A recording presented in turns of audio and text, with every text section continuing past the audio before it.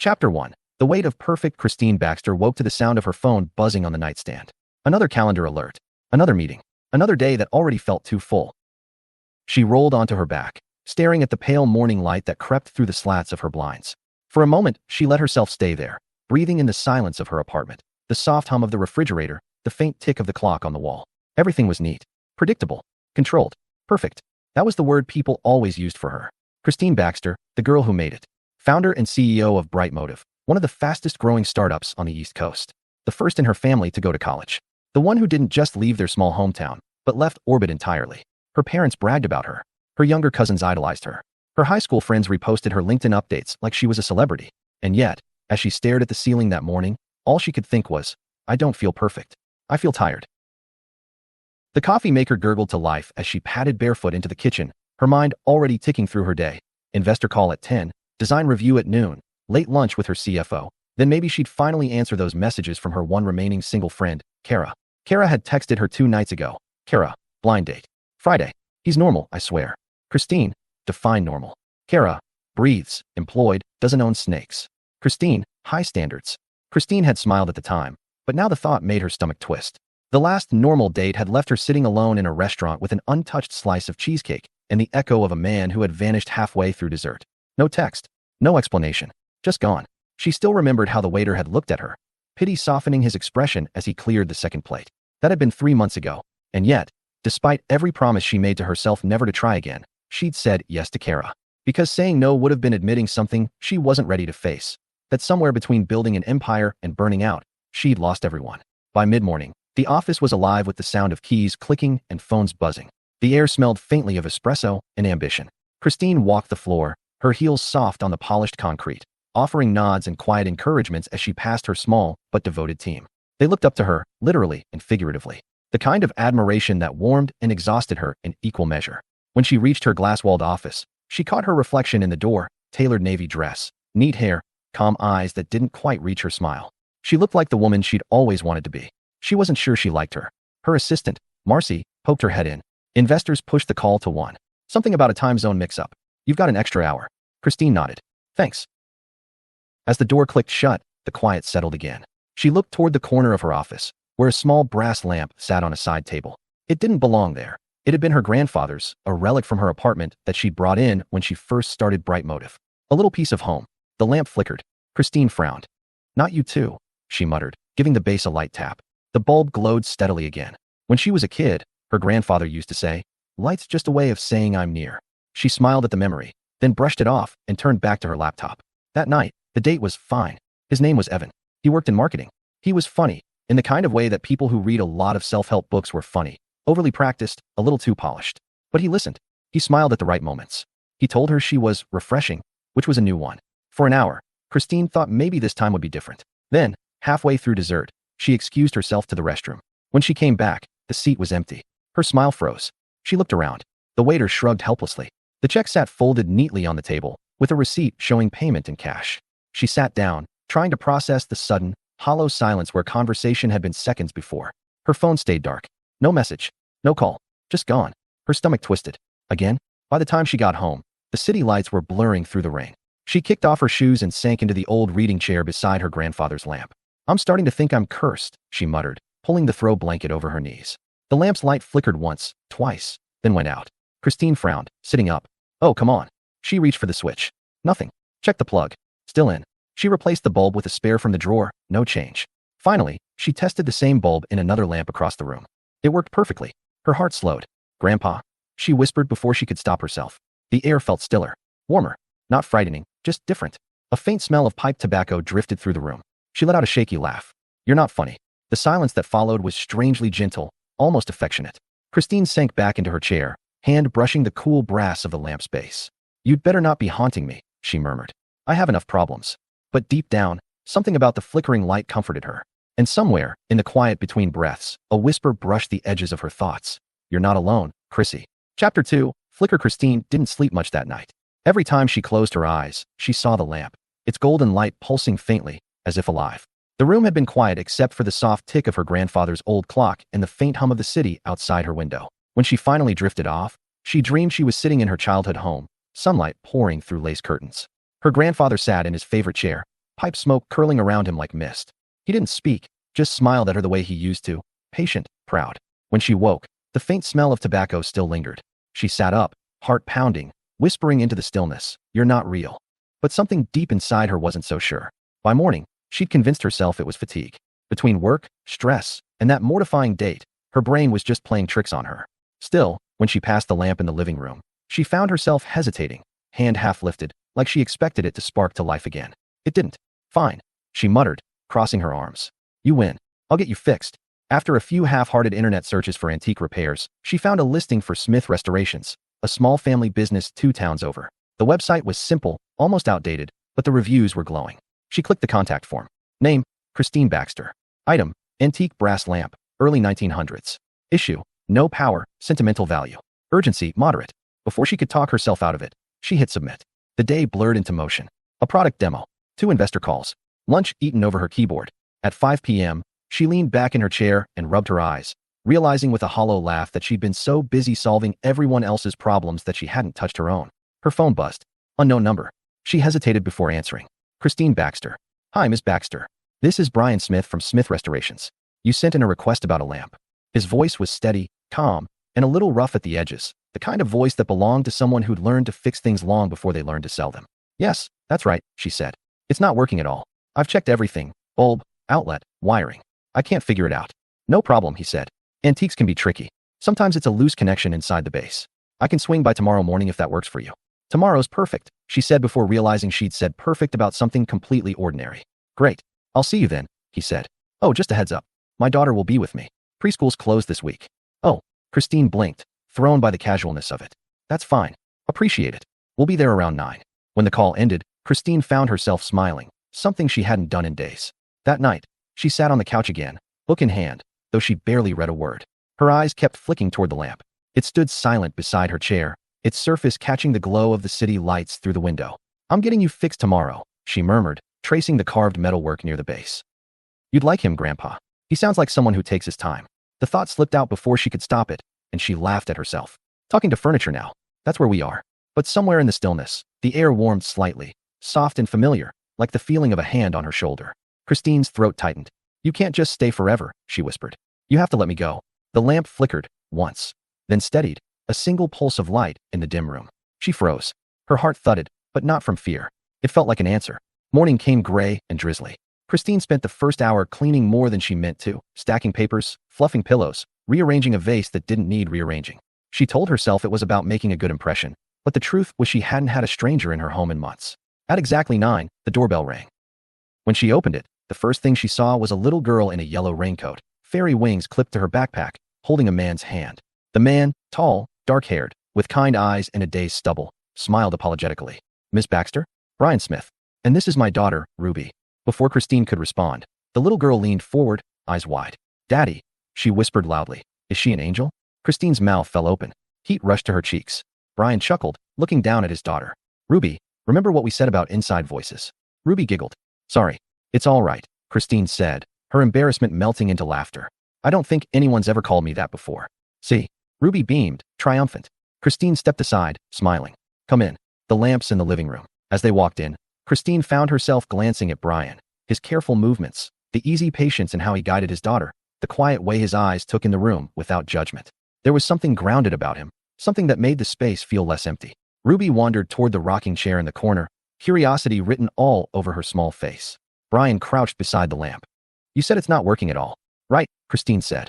"I checked the bulb and the plug. Everything." He followed the cord to the wall and stopped. "It's unplugged," he said gently. Christine frowned. "It's what?" He held up the cord with a half smile. "I can plug it in if you'd like." "I checked that," she said quietly. "I'm sure I did." Brian just nodded, still kneeling. "Happens more than you'd think. Let's see if it holds steady." He plugged it in, flipped the switch, and the lamp came to life instantly, a warm, golden light filling the room. Christine stared. "That doesn't make sense." "No harm done," he said, rising. "Looks like she's still got some life in her." Christine managed a weak laugh. "I swear it was plugged in." For a moment, their eyes met. She expected disbelief, maybe condescension, but all she saw was curiosity, quiet and unhurried. Then Ruby's soft voice broke the silence. "Daddy," she whispered from the rocking chair. "The grandpa says thank you." Christine turned sharply. "What did she say?" Brian blinked, surprised. "Ruby, what grandpa?" Ruby only smiled and patted the air beside her. "The nice one. The room felt suddenly warmer, as though someone had opened a window to sunlight that wasn't there. Brian gave a soft chuckle, brushing it off. She has quite an imagination. Christine forced a smile, but her heart was pounding. When they left a few minutes later, the golden light from the lamp glowed softly behind her, steady now, but somehow alive. And in the quiet that followed, Christine could have sworn she heard a low, contented chuckle in the air. Chapter 3. The repairman and the fairy. Brian Smith had learned a long time ago that life rarely asked permission before changing everything. He'd been 28 when he came home from a long job and found the house half empty. His wife's clothes gone, drawers yanked open, and a note taped to the inside of the front door. "I'm sorry. I can't be who you need me to be. Please take care of Ruby." That was it. No calls. No tears. Just the sound of his daughter crying in her crib. He'd stood there for a long time, the note trembling in his hand, before he finally went to pick up Ruby. She'd been 8 months old, tiny, red-cheeked, and furious at the world. When she saw him, she stopped crying and reached out. That small, simple gesture saved him. Now, for years later, Ruby was his entire world. He still ran the family business, Smith Restorations, out of the workshop his father had built behind the old brick house they lived in. He'd grown up there, surrounded by the smell of sawdust and metal polish, the hum of machinery, and the steady rhythm of fixing what other people thought was beyond repair. In a way, that's what he did with his life too. He fixed what was broken, one day at a time. "Dad, my wings." Ruby's voice carried through the hallway that morning, pure determination wrapped in excitement. Brian looked up from packing his tool bag. "Your wings are in the laundry room, Ladybug." Ruby came racing around the corner, her fairy wings clutched in one hand, her pink backpack in the other. She was wearing mismatched socks and a yellow raincoat with duck buttons, her curls bouncing as she ran. "Can I wear my wings today?" she asked breathlessly. He smiled. "Sure, but they might get wet." "I don't mind," she said seriously. "They're waterproof." He laughed softly. "Of course they are." Laura appeared in the doorway, her arms crossed, expression caught somewhere between affection and exasperation. "You're going to spoil that kid, you know." "I'm not spoiling her," Brian said, grabbing his keys. "I'm making sure she can fly." Laura raised an eyebrow. "Poetic. Also, you left the invoices on the counter again." "Right," he muttered. She sighed, tucking the papers into a folder. "You've got 3 site calls today, right?" "2 now. The last one canceled. Just a house visit to look at a lamp for a woman named Baxter." Laura's lips twitched. "And you're bringing Ruby? Preschool's closed." She nodded. "You sure that's all it is?" Brian looked up. "What do you mean?" She shrugged, too casually. "Nothing. Just that it's been a long time since I've seen you dressed this neatly for a client." He rolled his eyes. "It's a professional visit." "Uh-huh," she said, clearly unconvinced. "Well, don't forget, Mom's expecting us for dinner tomorrow. And if this Christine Baxter turns out to be a serial killer, text me a code word." He smirked. "How about I'm fine, stop watching true crime shows." "Perfect," she said, handing him Ruby's umbrella. "Good luck, big brother." The rain had softened into mist by the time Brian pulled up to the apartment building. Ruby hummed quietly in her car seat, swinging her feet. "Okay, partner," he said. "Remember, be polite, don't touch anything, and no questions about angels this time." Ruby giggled. "But what if she is one?" "She's not," he said, smiling despite himself. "She's just someone who needs our help." When the door opened, and Christine stood there, soft brown hair, calm eyes that seemed too observant for comfort, that mix of grace and weariness people get when they've been holding themselves together for too long, Brian understood Ruby's question a little better. She didn't look like an angel, not really, but there was something bright about her, even in that gray morning light. The whole lamp unplugged thing should have been funny. He'd seen weirder, but there'd been something in the way Christine had looked at him afterward, part disbelief, part embarrassment, and something else he couldn't quite name. When she'd said, "I swear it was plugged in," he'd believed her. Maybe not the words exactly, but the emotion behind them. He'd seen it before in clients who'd inherited family heirlooms, how memory lived in the objects we couldn't bear to throw away. Some carried stories, others carried grief. This one, he sensed, carried both. After they left, Ruby had chattered the whole drive home. "She was so nice, Daddy. She had cookies. And a chair that moves by itself." Brian glanced at her in the rearview mirror. "The chair moves?" "Uh-huh. I think her grandpa lives in it." He laughed softly. "You think everyone has a ghost these days?" "No," Ruby said, looking out the window. "Just the ones who are sad." The words hit him harder than he expected. That night, after Ruby was asleep, Brian sat at the kitchen table with a mug of coffee, his tools still scattered across the surface. The rain tapped gently at the window. He tried not to think about Christine, but his mind kept circling back. Her quiet humor, the way her smile had seemed surprised to exist, like she wasn't used to being happy. Laura's voice echoed in his head. "It's okay to want more than just fine, Brian." He took a slow breath, rubbing his temple. He wasn't sure what to make of any of it. The lamp, the unplugged cord, Ruby's talk of a grandpa who lives in chairs. But he couldn't shake the feeling that there was more to that visit than just a service call. When he finally turned out the kitchen light, the faint scent of pipe smoke drifted through the air. He frowned, glancing around. The house was quiet, the air still. Probably nothing. Just imagination. But as he walked down the hall to check on Ruby, He saw her tiny hand resting outside the blanket, her fingers curled around something invisible. Her lips moved, murmuring words he couldn't hear. Then, softly, she smiled in her sleep. Chapter 4, Ghosts and Second Chances. Brian. By Wednesday morning, Brian had convinced himself that the strange encounter with Christine Baxter was just another job. That's what he told Laura, anyway. "You've been smiling at your phone for 5 minutes, his sister said, leaning in the workshop doorway with a steaming mug of coffee. He glanced up from his repair bench, startled. "I was checking my schedule." She gave him the kind of look only siblings could give. "You don't check your schedule with that face." He rolled his eyes and turned back to the antique radio on his bench. It was just a client. She had a lamp that wasn't plugged in. End of story. "Uh-huh. What's her name?" "Baxter," he said before he could stop himself. Laura grinned. "You remembered." He sighed. "You're relentless." "Protective," she corrected. "There's a difference." She came closer, setting the mug beside his elbow. "Look, Bree, I want you to be happy. I just don't want you to get hurt because some stranger smiled at you." He hesitated, his hands stilling on the screwdriver. "She wasn't." He paused, then laughed softly. "Okay, maybe she was nice. But it's not like that." Laura tilted her head. "Maybe not yet." Before he could respond, Ruby's small voice came from behind them. "Daddy?" The grandpa from the chair says he misses the angel lady. Both adults froze. Laura raised her eyebrows slowly. "I'm sorry, what?" Ruby blinked up at them, completely serious. "The grandpa, from the lamp house. He said he misses her. He says she doesn't eat enough." Brian swallowed hard. "You've been talking to him?" Ruby nodded. "Only when he visits. He smells nice. Like old wood and cookies." Laura mouthed cookies at him, but Brian didn't answer. He crouched down, brushing a strand of hair from Ruby's forehead. "Hey, sweetheart. The grandpa, does he say his name?" Ruby shook her head. "No. He just says he's watching out for her. He says she's brave, but sad." Something unexplainable stirred in Brian's chest. Laura broke the silence, her tone half joking, but uneasy. "Well, that's not creepy at all." Ruby just smiled, already distracted by the fairy stickers on her backpack. "Can I go color now?" "Sure, honey," Brian said softly. "Go ahead." When she was gone, Laura crossed her arms. "Okay, you have to admit, that's weird even for her." Brian exhaled, rubbing the back of his neck. "Yeah, it's weird." But part of him couldn't shake the image of Christine's lamp glowing in that soft golden light, and the way she touched the brass base like she was touching a memory. Christine. It was 3 days later when the lamp went dark again. Christine had just finished a 12-hour day of calls, her voice hoarse, her eyes heavy. She collapsed into her chair, book in hand, and flicked on the lamp beside her. Nothing. She stared at it, disbelief and frustration rising in her chest. "You have got to be kidding me." This time, she didn't even check the bulb. She didn't talk herself into ignoring it. She just pulled out her phone and found the number from the last visit. The line rang twice before a familiar voice answered, warm and calm. "Smith Restorations." "Hi, it's Christine Baxter," she said quickly. "The lamp, it's out again." There was a pause. "Unplugged again." "I know," she said, flustered. "I don't know. It just stopped."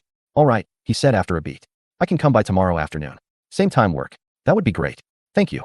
When the call ended, Christine leaned back, sighing at herself. "He's going to think I'm making this up." But she couldn't explain the unease that crawled up her spine every time the light failed. The lamp wasn't just an object. It was her last tie to someone who'd believed in her when no one else did. That night, she dreamed again. Her grandfather sat in his chair, watching her with kind eyes. "You're working too hard, Chrissy." "I'm fine," she said automatically. He smiled gently. "You always say that." When she woke, tears had dampened her pillow. Brian arrived the next day, Ruby in tow again. This time, Christine wasn't surprised to see her. If anything, she was secretly relieved. The little girl brought life into the apartment like sunshine. "Hi, angel lady," Ruby said cheerfully. "Hi, fairy," Christine said, smiling. "How's school?" Ruby wrinkled her nose. "Boring. I like your house better. It has magic." Brian groaned softly. "Ruby," Christine laughed, brushing off the comment, though a small part of her heart caught on the word magic. She led Brian to the lamp again. "Same problem," she said, feeling foolish. He knelt beside it, examining the cord, the base, the bulb, everything exactly as before. Then, as if on cue, the light flickered to life before his hand even touched it. They both froze. Brian blinked. "Okay, that's new." Christine swallowed. "You saw that, right?" "I didn't touch anything." "I saw it," he said quietly. "And no, that's not normal." They exchanged a long look, something unspoken passing between them. Then Ruby piped up from across the room, sitting on the floor beside the rocking chair. "It's okay, Daddy. Grandpa's just saying hi again." Christine turned slowly. "What did she say?" Brian exhaled. "That your, grandpa is saying hi." Christine's throat went dry. "My grandfather passed away 8 years ago." Ruby shrugged. "He's not gone. He's right there." Christine followed Ruby's pointing finger to the empty rocking chair. The faintest movement swayed the seat, so subtle it might have been imagination. Brian's voice broke the silence, gentle but uncertain. "Kids pick up things we don't, sometimes." Christine nodded, but her pulse was racing. "Sometimes." When they left, the lamp was glowing again, warm and steady. But that night, Christine couldn't stop thinking about Brian's expression when the light came on by itself. Not fear. Not disbelief. Wonder. Brian back at home. Brian tucked Ruby into bed. Daddy. Yeah, kiddo. Grandpa says the angel lady is sad because she doesn't believe him yet. He paused. Doesn't believe who? The grandpa. Brian smiled softly, brushing a curl from her forehead. Maybe she will soon. Ruby yawned. He says she will. He says you will too. Yeah, he whispered. What does that mean? But she was already asleep. He sat there for a long moment, listening to her steady breathing. For the first time in years, the house didn't feel empty. And he wondered, not for the first time, if maybe, just maybe, some things weren't meant to be explained.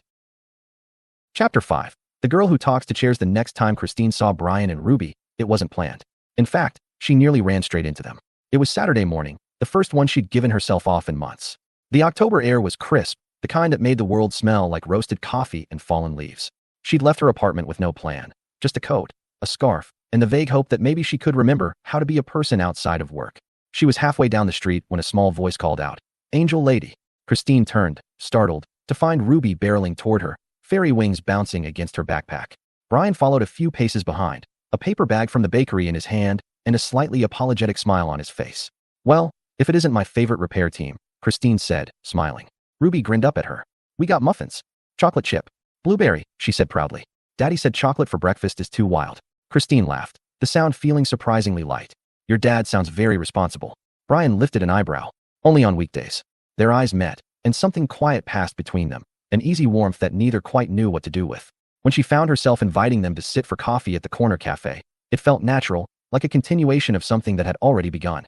They found a small table by the window, Ruby happily swinging her legs while she demolished a muffin. Christine and Brian sat across from each other, the conversation flowing more easily than either expected. Brian told her about his business, about how fixing old things wasn't just work, it was a way of giving the past a voice again. Christine listened, fascinated. I like that, she said. Giving the past a voice. I think I've spent most of my life trying to outrun mine. He smiled, studying her. Maybe the past isn't chasing you. Maybe it's waiting for you to slow down and listen. Her breath caught just slightly. You sound like someone who's done a lot of listening. He shrugged, eyes soft. You learn to when your 4-year-old has imaginary conversations with empty chairs. At that, Ruby perked up. They're not imaginary. Brian laughed. Right. Sorry, kiddo. You're the expert. Ruby looked at Christine and leaned in conspiratorially. Grandpa says you shouldn't be afraid anymore. Christine froze. What? Ruby blinked, nibbling on her muffin. He says you don't have to be so lonely. The words hit like a physical thing. So simple, so sincere, that Christine couldn't breathe for a moment. Brian's expression softened with concern. Ruby. But Christine shook her head. It's okay. She forced a small smile. He sounds kind. Ruby beamed. He is. He told me he's proud of you. Christine looked down, blinking hard. The edges of the cafe blurred just a little. Brian reached across the table, his hand hovering over hers before resting gently on her wrist. Hey, you okay? She nodded, but her voice was barely a whisper. Yeah, just caught me off guard. Neither of them said much for a while after that. The morning sun shifted across the table, lighting the space between their hands. Later that afternoon, Christine stood in her living room, staring at the rocking chair. It hadn't moved. Nothing had changed. And yet, Ruby's words lingered like the scent of pipe smoke she sometimes swore she smelled when the air was still. She crouched beside the chair, her fingers brushing the armrest. If you're really here, she whispered, I don't know what you're trying to tell me. The lamp flickered once, soft, golden. Christine's breath hitched. Grandpa, the lights steadied again, and for the first time since he'd passed, she didn't feel alone in the room. A peace she couldn't name settled in her chest.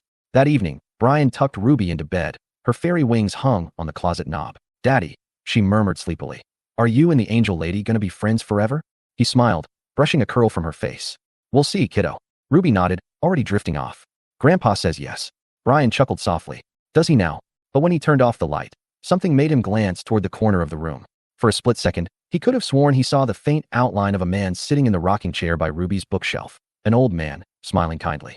Brian blinked, and the chair was empty. He whispered into the quiet. Thanks, whoever you are. And somewhere, miles away, in a softly lit apartment on the East Coast, a lamp glowed a little brighter. Chapter 6. When the lights go out, the first storm of November rolled in heavy and uninvited.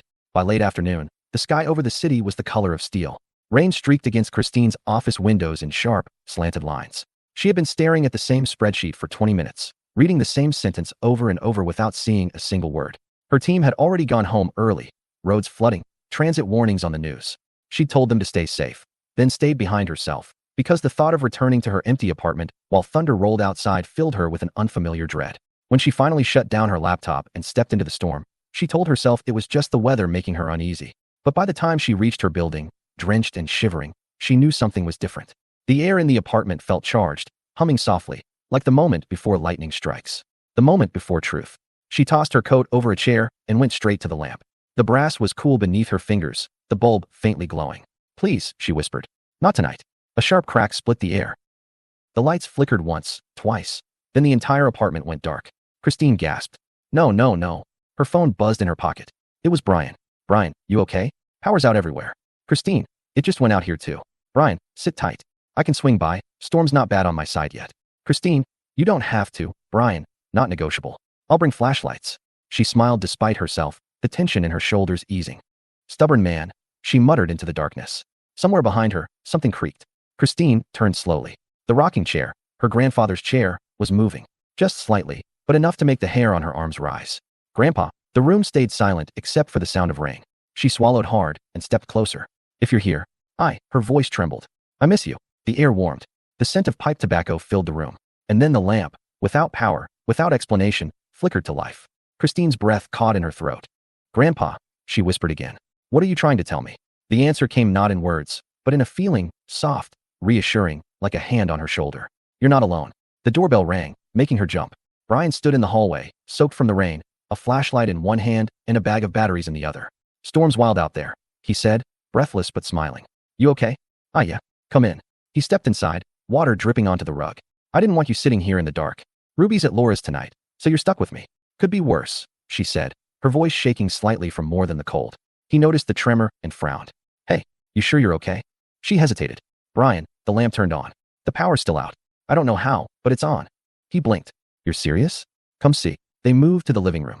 The rest of the apartment was shadowed, but the lamp glowed steadily, casting a golden circle of light over the rocking chair.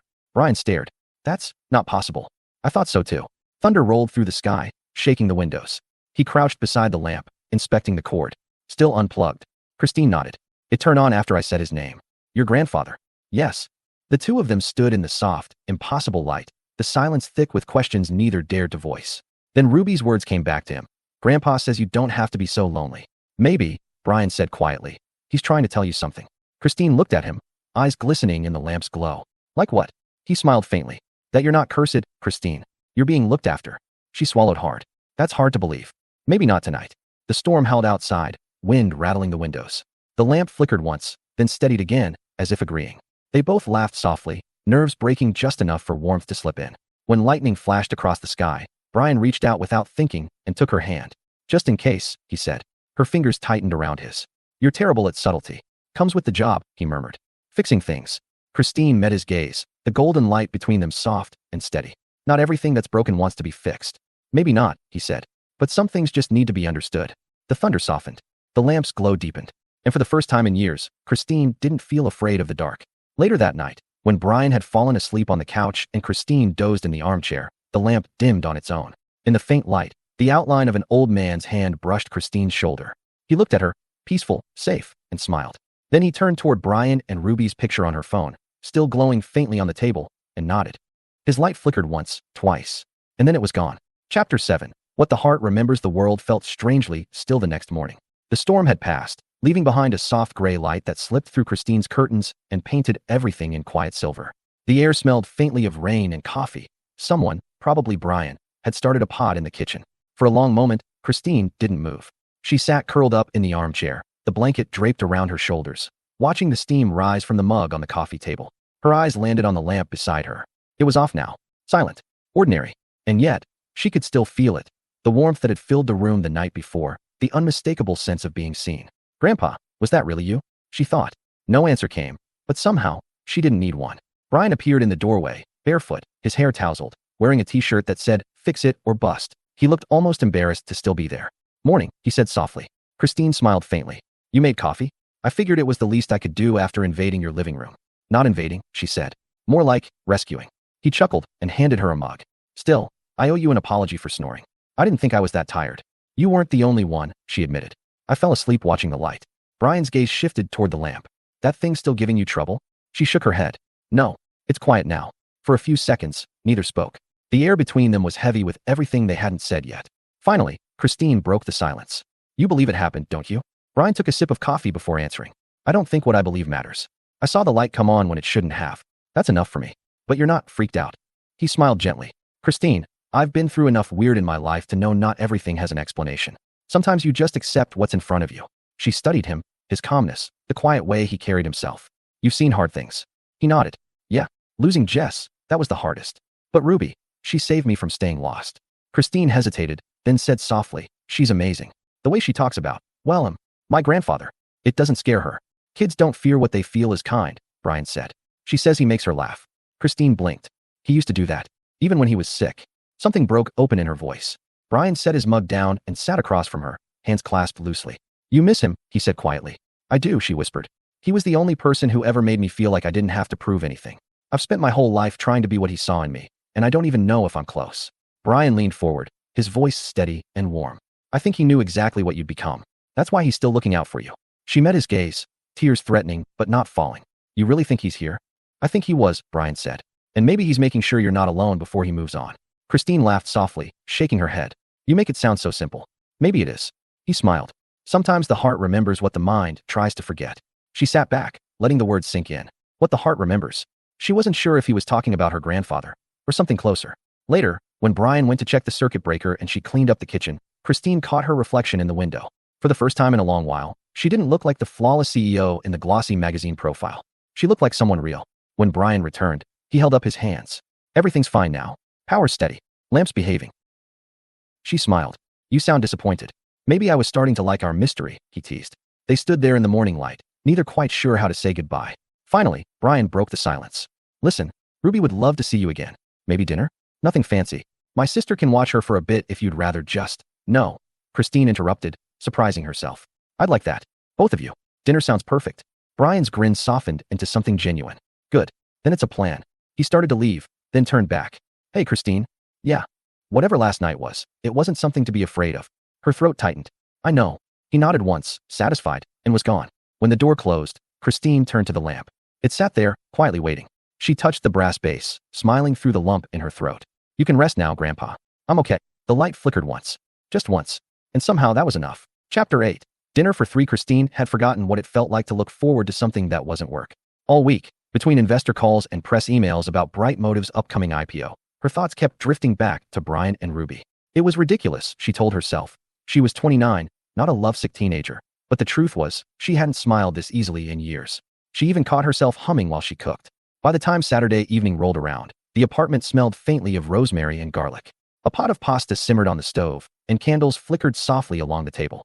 The lamp, her grandfather's lamp, glowed steady and warm in the corner, as if quietly approving. Christine checked her reflection one last time before the knock came. Jeans, a soft cream sweater, hair down. Simple. Human. When she opened the door, Ruby burst in first, clutching a bouquet of wildflowers. These are for the angel lady, she announced. Christine laughed. You can just call me Christine, you know. Ruby shook her head, solemn. Grandpa says I shouldn't. He says you earned it. Christine froze, a lump catching in her throat. Well then, she said softly, taking the flowers. Tell him thank you. Brian stepped in behind her, carrying a bottle of wine and wearing the expression of a man who wasn't entirely sure how he'd gotten so lucky. Hi, he said simply. Hi, she replied. They just stood there for a beat too long before Ruby's voice cut through the stillness. I'm hungry. That broke the spell. They all laughed, and just like that, the night began. Dinner was easy. Ruby told them about preschool, about the boy who thought dinosaurs still lived under the playground, and the teacher who wore too much perfume. Brian told a story about the first time he tried to fix a vintage jukebox and nearly electrocuted himself. Christine shared how she used to take apart toasters when she was a kid just to see how they worked. You were a tinkerer, Brian said, grinning. You would have fit right in with my shop. I still might, she teased. The table filled with laughter, clinking glasses, and the kind of small talk that slowly turned into something deeper. At one point, Brian caught her watching Ruby, the way she crumbled her bread into shapes before eating them, the way she talked with her whole face. She likes you, he said quietly. Christine smiled. The feeling's mutual. She doesn't open up like this often, he admitted. Not since. He trailed off. Since her mom. He nodded. Yeah, it's been a long road. Christine hesitated. You've done an incredible job, Brian. She's kind. She's happy. That's all anyone could ask for. He looked at her, really looked at her, and something unspoken passed between them, an understanding forged from loss, resilience, and the quiet ache of wanting to be seen. For a moment, neither spoke. Then Ruby piped up, completely oblivious. Grandpa says you both look silly. Brian blinked. What? Ruby giggled. He says stop staring and eat before the noodles get cold. Christine snorted into her wine glass, half choking, half laughing. Well, she said, wiping her eyes, he's not wrong. The rest of dinner passed in warmth and laughter, though every now and then Christine's gaze drifted to the rocking chair in the corner. It swayed ever so slightly in rhythm with their conversation, as if keeping time with the joy it had waited years to see. After Ruby fell asleep on the couch, Brian lifted her gently, tucking her small head against his shoulder. "She's out cold," he murmured. "She can stay here," Christine offered softly. "It's late, and the storm's supposed to come back." "You sure?" "Positive." He hesitated, torn between politeness and relief. "Thank you." They settled Ruby into the guest room, her fairy wings folded neatly on the nightstand. Christine lingered by the doorway, watching them. The tenderness in Brian's movements, the quiet devotion in his eyes, it stirred something deep in her. When they stepped back into the living room, the lamp flickered once, brightening just slightly. Brian chuckled. "He approves." Christine laughed quietly. "I think so too." They stood there for a moment, the air humming with that soft, uncertain electricity that always filled the space between two people standing on the edge of something new. "I haven't felt this normal in a long time," Christine admitted. Brian looked at her. What if this is what normal is supposed to feel like? She opened her mouth to reply, but before she could, the lamp flickered again, brighter this time, casting them both in gold. Christine smiled up at it. "Okay, Grandpa," she whispered. "We get it." Brian tilted his head, smiling. "He's persistent. Runs in the family," she said, meeting his eyes. And then the moment held, quiet, simple, real, as the light steadied, warm and alive. That night, after Brian carried Ruby to bed and Christine finally drifted off on the couch, a gentle voice filled the quiet. "Thank you," it said, faint as a sigh. "She's home now." The lamp's glow softened one last time before fading to rest. Chapter 9. The light between worlds. The morning after the storm, sunlight spilled across Christine's living room in thin, golden lines. The air smelled of coffee and rain, that fresh, impossible scent of something ending and beginning all at once. Christine stirred awake on the couch, the blanket half slipped to the floor. For a moment, she didn't know where she was, only that she felt warm, safe. Then she heard laughter. Ruby was at the table in her pajamas, coloring. Brian was at the stove making pancakes, his hair messy, his expression soft in the morning light. And for the first time in years, Christine's heart didn't ache when she woke up. It simply beat. "Morning," Brian said when he noticed her, voice low and gentle. "Morning," she echoed, sitting up and tucking a stray curl behind her ear. "You two are early risers." "Someone," he said, pointing at Ruby with the spatula, decided 6 a.m. was the perfect time to make pancakes. "Grandpa helped," Ruby chirped. "He told me the secret ingredient." Christine blinked. "He did." Ruby nodded seriously. "Love. But Daddy says that's not real. He says it's just eggs." Brian looked over his shoulder, smiling sheepishly. "She's not wrong." Christine chuckled softly. "He's right, you know. Love is the secret ingredient." Ruby grinned. "That's what Grandpa said too."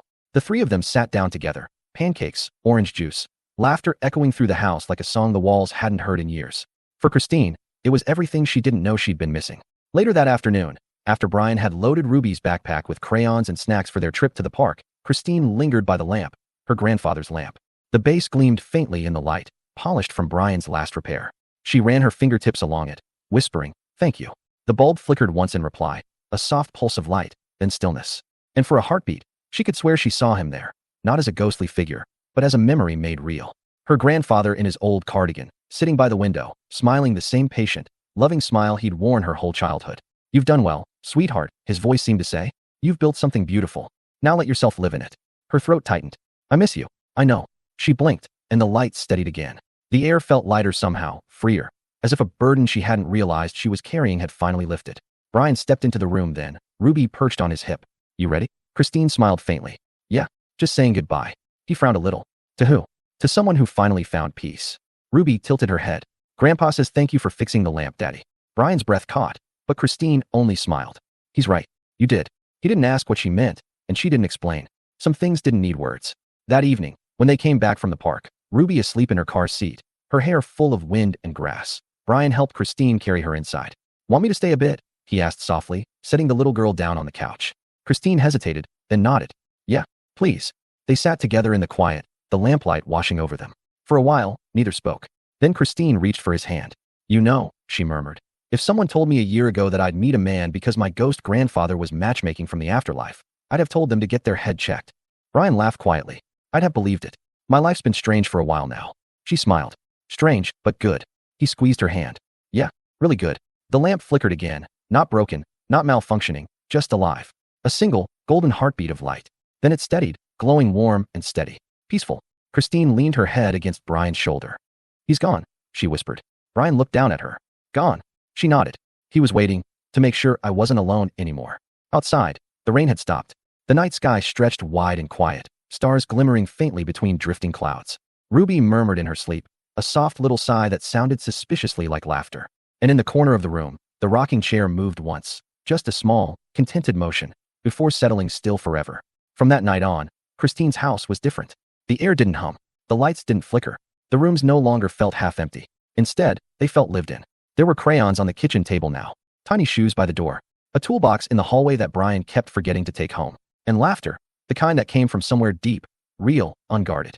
One evening, as the sun dipped low and Ruby danced in the living room in her fairy wings, Christine looked at Brian and smiled. "You know," she said softly, "I think this is what home feels like." He smiled back, pulling her closer. "Yeah," he said, "it really is." And somewhere, far beyond the veil of the living, a kind old soul smiled too, finally at rest.